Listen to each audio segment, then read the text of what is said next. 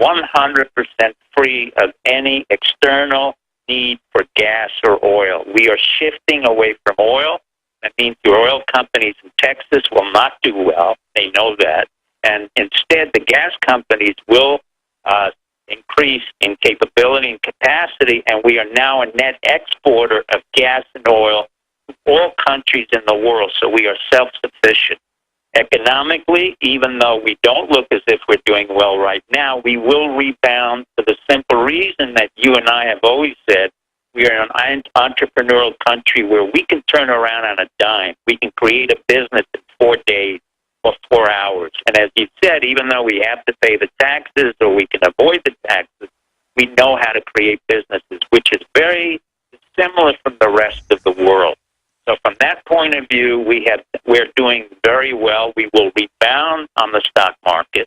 It needed a correction. Actually, the next 2 weeks will be the most important 2 weeks where we will see that rebounding element, and it will come into a new segment. Oil and gas and energy will no longer be the primary drivers of our economy.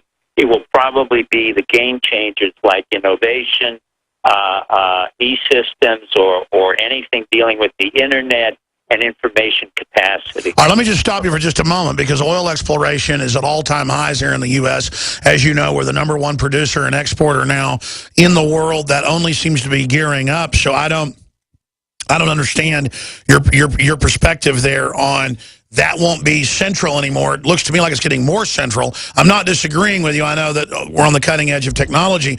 But it's the overall point that we're doing well, we're doing good. I get that China is a criminal, psychopathic group that's running it. I get that Russia is a bunch of failed mobsters running it. But it doesn't mean that I agree with George Soros, in there overthrowing Ukraine and starting stuff with Russia to then force it into an implosion. It's the worldview that we do well when everybody else does bad. I'd buy into that maybe. At least intellectually, I would understand it. If they weren't trying to shut down the free market here, jack up taxes here, I would get a predatory view if the super predators didn't prey on us. So I don't even buy into there's 3 power blocks. It's more like globalist feeding and manipulating like chaos or specter over the whole operation, and I see America losing the moral high ground. I mean, I see our military saying no to Obama wanting to back al-Qaeda openly in Syria, but they still ends up happening just by changing the name.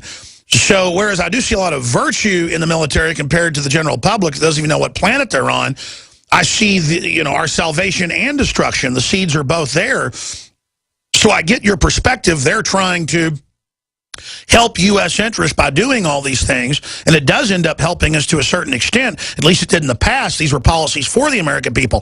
Now, I see different elements working against each other more than ever within the Anglo-American establishment. That's what I'm trying to get at, Dr. Pieczenik, is that I see America becoming just as immoral as the Russians or the Chinese.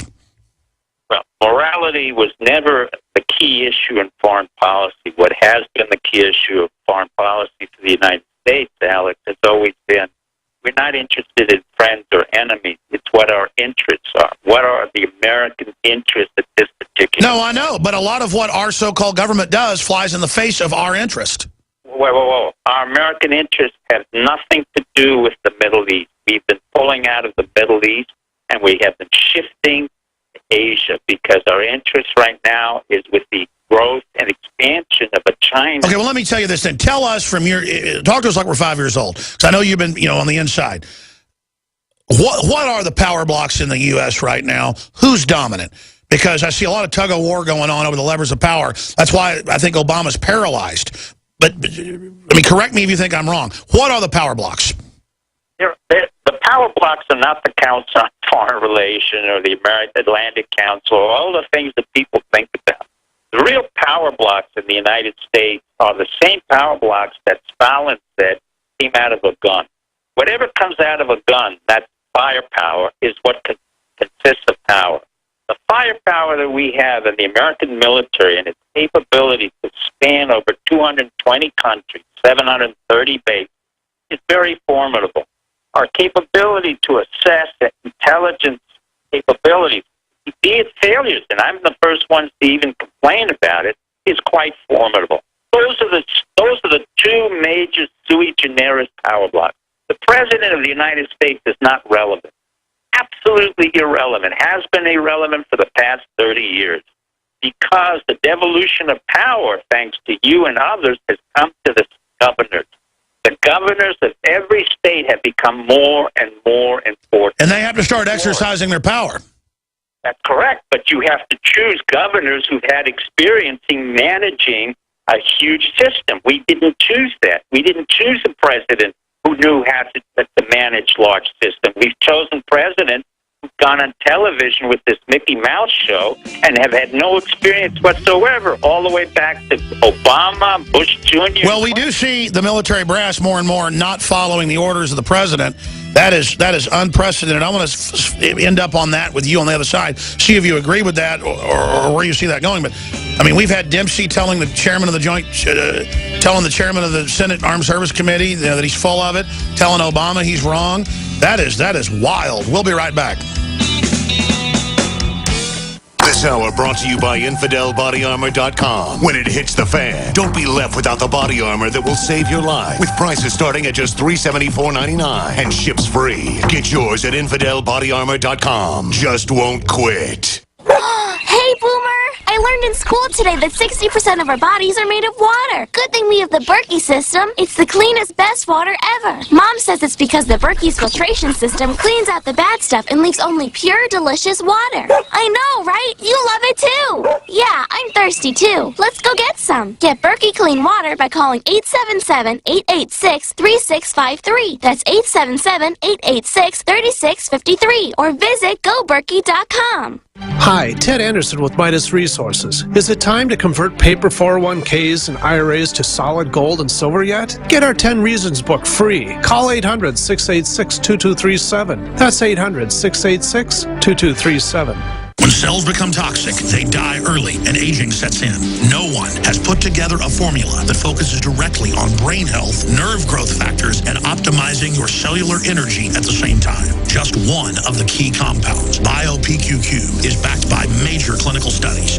You want the best that's out there at the lowest price anywhere? We now have the synergistic solution. Secure your DNA force today at InfoWarsLife.com or call toll-free 888-253-3139.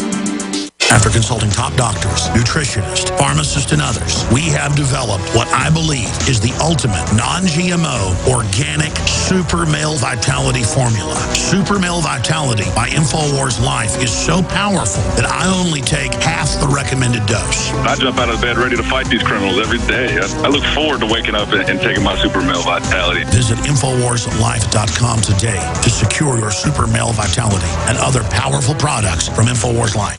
We all have our own idea about what being safe and secure means. The door's locked, bills are paid, you've got a job that keeps the lights on, and a home to call your own. But what happens when Mother Nature throws a curveball? I'm telling you, the tape cover. Are you prepared to live without electricity or passable roads for weeks at a time? Do you even have a plan B? If you do, are you willing to bet your life on it? Children left with no homes. And no one's coming to help them. The first step towards self-reliance in the face of disaster is a visit to MyPatriotSupply.com. There you'll find the absolute best prices on storable foods, non-GMO seeds, emergency water filtration devices, and so much more. All orders over $49 qualify for free shipping in the lower 48 states. Call 866-229-0927. That's 866-229-0927 and speak to one of our preparedness advisors today, or visit us at MyPatriotSupply.com. Remember, before it's time to survive, it's time to prepare.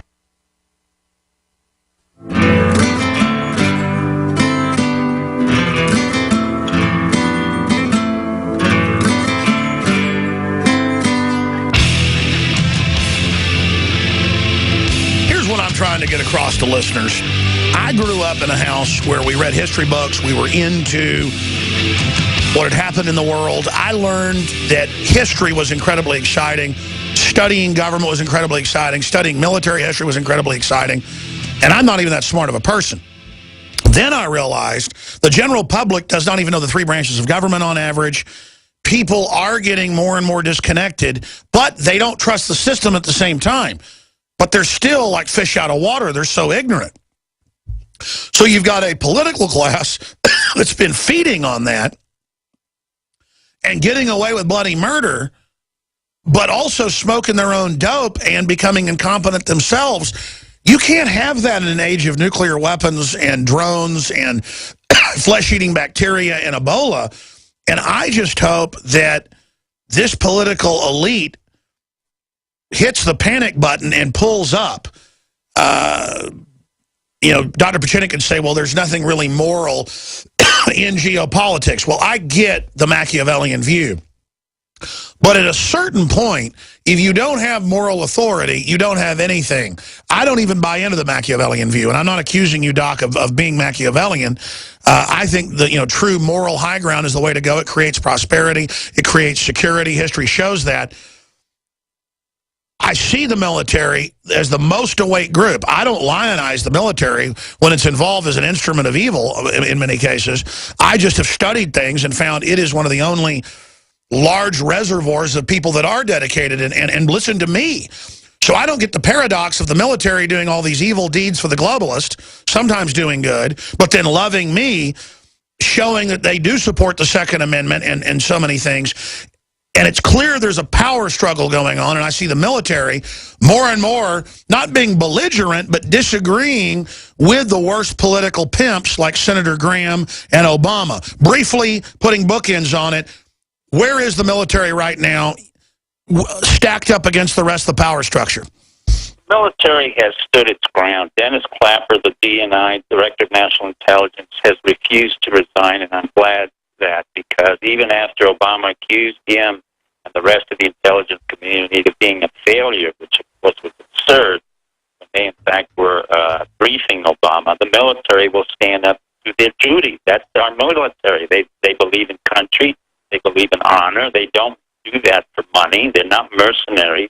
This is not Blackwater. But you always have to remember, Alex, and your audience has to understand, democracy is always, there's a tension between the repression inherent in the republic. We're a republic, not a democracy, and those of us who protest against it and serve it. So we have a constant tension and paradox between two elements of our republic. That's been true since the founding of our fathers.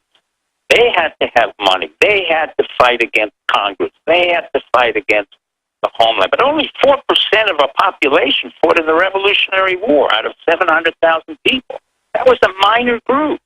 And we have never literally been, subservient to any political group. If you think a political group can dominate the United States, be it the president or anybody else, I think that's over. No, I know. I mean, the Iraqis fighting back, the military couldn't even handle them.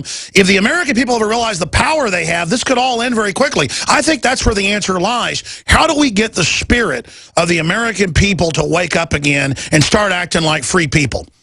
I think the spirit comes in from people like you and others who caution them and encourage them to get involved in local politics. Nothing is more effective than grassroots politics. Be it in Dallas or be it in El Paso, when you vote for a city commissioner, a county commissioner, you're beginning to affect the Oh, yeah, we have a super patriot liberty lover who's the front runner for city council right now, Dr. Laura Presley. I'm seeing it all over the country. Dr. Pieczenik, thanks for the hour. StevePieczenik.com. Very interesting perspective. Thank you so much. We got Max Kaiser on the economy coming up.